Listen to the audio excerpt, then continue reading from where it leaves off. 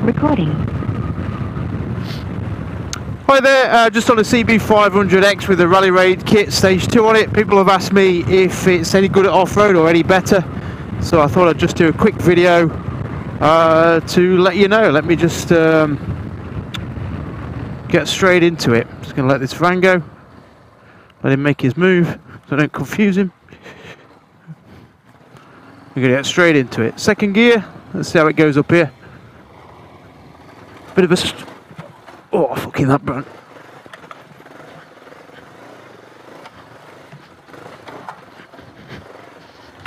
Bit of a gnarly trail, this, stony, rocky. I'll tell you what's really good actually, the bike's quite well balanced, it's good on the clutch, good on the throttle, got good control of the power, and actually it's really tractable. I think it's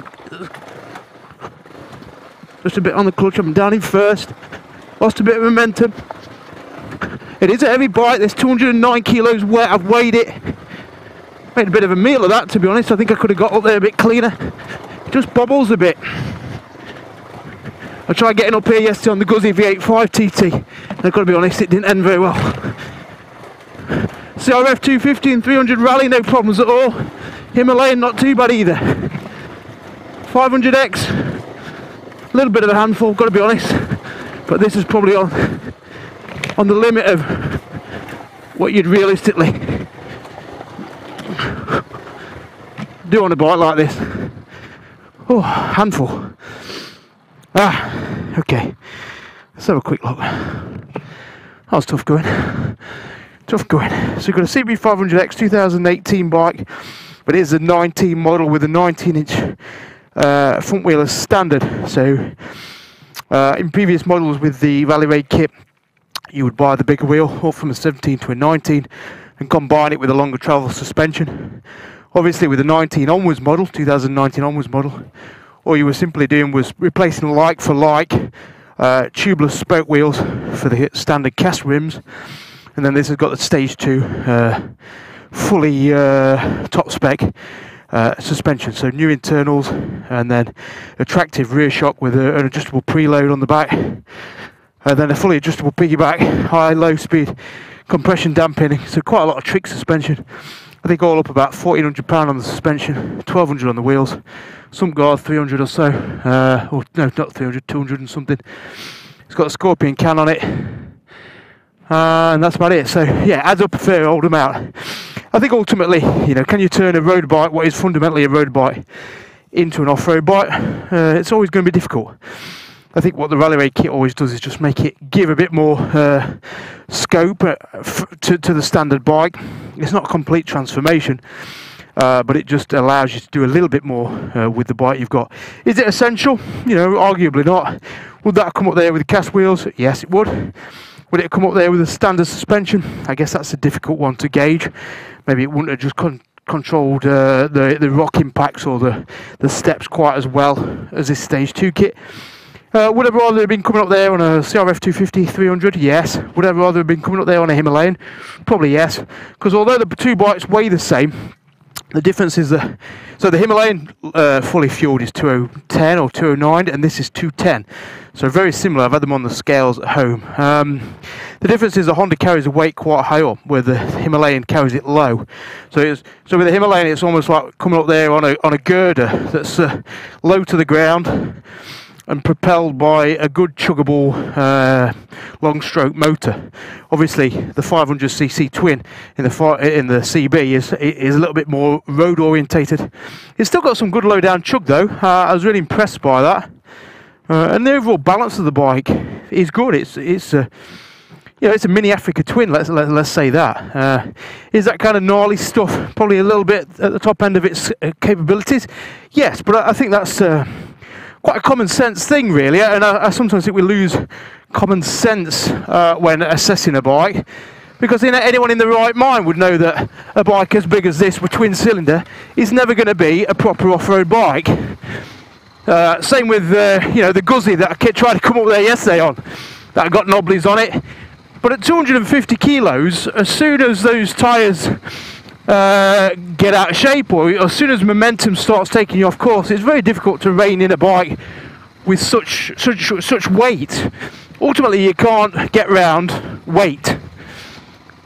And so I have really come to the conclusion that whilst I used to enjoy riding a GS12 off-road back when I had one maybe 4 years ago, I really do think it's an idiotic thing to do, because you will always be fighting and compensating for that weight. So to me, sub 200 is where it's at for anything that you might want to take off-road.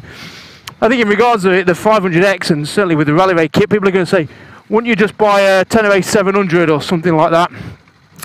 And I think that's a fair point given the price of the two bikes, because you could easily spend just as much on a 500X with the Rally Raid kit as you could a good Tenere, and you probably get almost a new one. I think the difference is manageability as an all-round vehicle or bike. So for me, the 700 is too tall for really feeling comfortable on exploring. It's just a bit too tall off the ground, a bit too much bike. And next to a 500X, oh, let these guys go. Alright guys. Yeah, it's a bit gnarly up there, yeah. I've just come up from Stony Lane, yeah. Yeah, I was testing it off-road. That's off-road? Yeah, it's off. It's quite rocky as well at the minute. Through the woods or up the stone? Up the stone, opposite the house, and then up. Yeah. Yeah. We used to come up and down there, but that was the edge of my limit. Yeah, no, I think that's where I am with this. No, I think I'd rather be on them.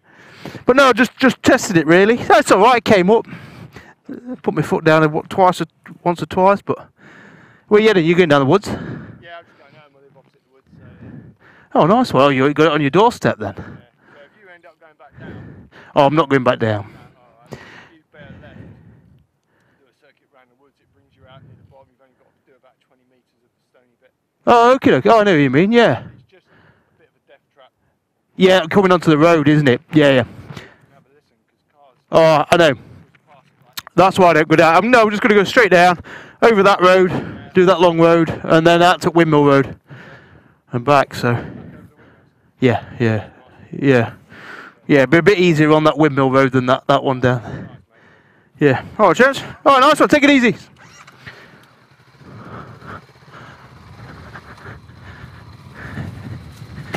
Cool. Yeah, I think I'd rather be on a push bike up there. Although you've got to pedal, haven't you? So it's horses for courses. So there we go. So this is a Honda CB500X Rally Raid Stage 2 kit. I've got it on the fleet for people to ride down at Dorothy's Speed Shop, the unit I've got. So you ride this back to back with a Himalayan 390 KTM, CRF 250 and 300, and a 310 GS, which is currently out of action because the head bearings have gone on it and the instrument cluster is playing up. 6,000 miles on that one, so not a great advert for the 310, I've got to be honest. So this sort of lane here is far more in keeping with what the 500X is happy with. You know, you could do this sort of lane all day long. What's beautiful about the 500X is it's got a really nice throttle, easy to modulate the power and input. You can almost feel it pulsing through the back tyre and feeling for grip. We've got the Anlas Capra X tyres on this at the minute, which I've got to say are a really good tyre. They work well on the road and they also work well off-road, I think. Got an ABS warning light on. I don't think the system quite likes this type of terrain. So ABS is non-switchable on this, which I guess suggests... Oh, another cyclist. Cheers, mate. Got it all out tonight.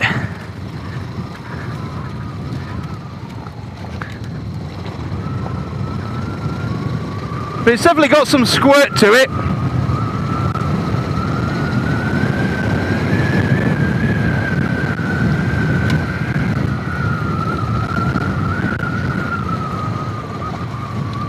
You can never completely escape the mass of the bike.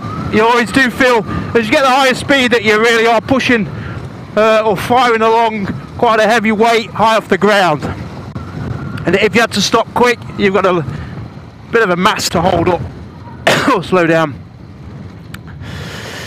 Got the Rally Raid foot pegs on, which help. Just show you again the bike. I've got some bike busters on it. So she's a good looking bike. I think she is. She looks so much better with the spoke rims on. It just looks tough, looks good. Gets a lot of admiring glances when you're out. I think people are really interested in the bike and in what Rally Raid have done. I think the Rally Raid have done a good job of getting a name for themselves, which I think they've very much deserved. I have no affiliation with the company other than when I first got a job on Adventure Bike Rider magazine in 2013. I was in touch with John, who's the owner of Rally Raid, about, I don't know whether it was about a feature or something, and we were just chatting on the phone, and he said, have you ridden the 500X? And I said, yes, I've just been around Scotland on one, on road, and we both agreed what a fantastic bike it was, that all it lacked was that sort of semi-off-road trail bike orientation, i.e. the bigger wheel, because back then it had the 17-inch wheel, and we both agreed what a great base bike it was. So anyway, John and Liz, his wife, and Adam, their son, they kind of went away and they were doing a lot of work on the KTM 690s or 640s at the time, building towers, navigation towers and things. So he went to look at the 500X and set about doing the 19-inch front wheel conversion, spoke tubeless rims, and then we're working with Tractive in Holland, who were a suspension expert, who a lot of the guys came from WP when they upsticked and moved to Austria. They were originally based in the Netherlands, and a lot of them just thought, well, we don't want to move. So everyone's out on a pushy tonight. I bet they're going where I'm going. Going through. Cheers, mate. Thank you.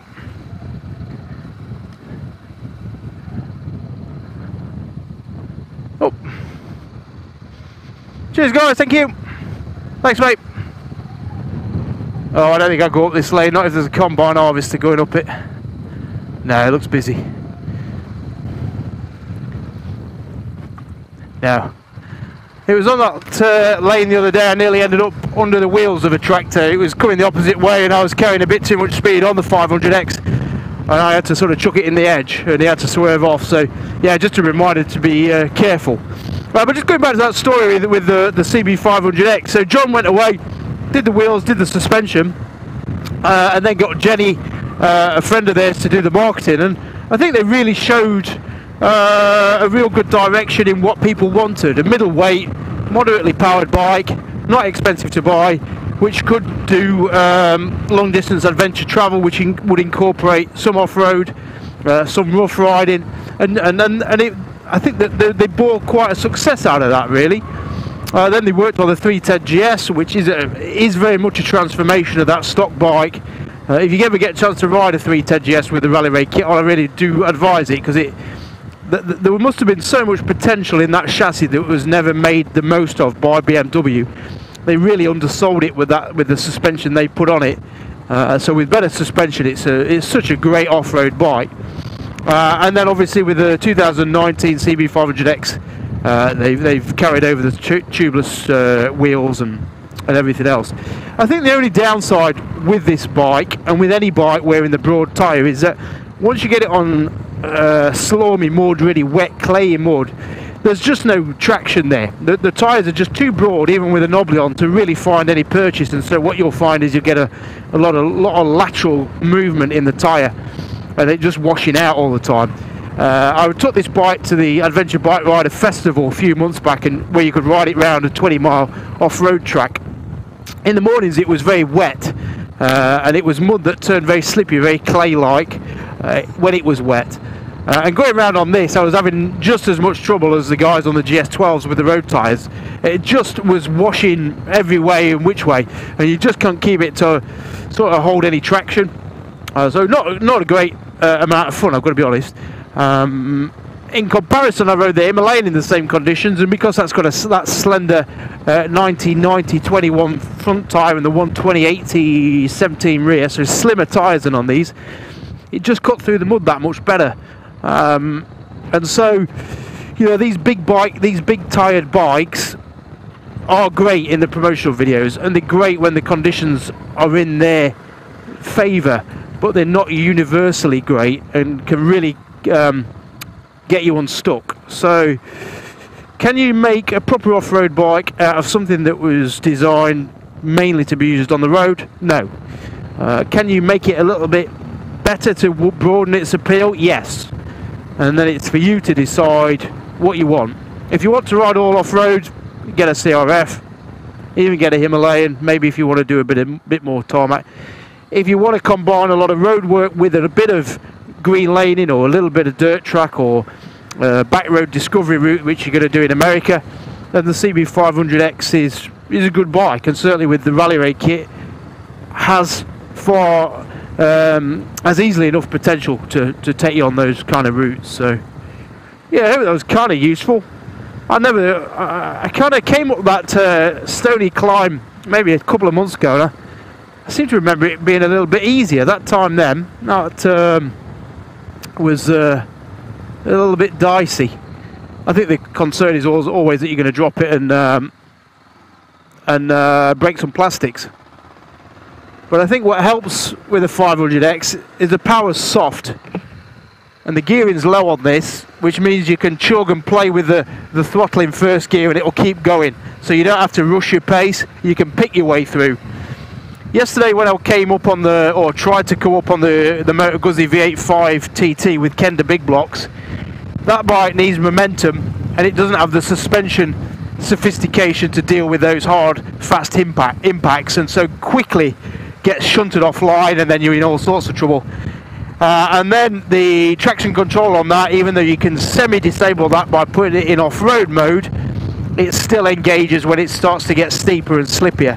So therefore it just can't, the bike essentially shuts down when it detects too much slippage, and therefore you get paralysed midway up a slope, and all I could do on that occasion was turn the bike around and coast back down. So again, big bikes, lots of electronics can cause big problems.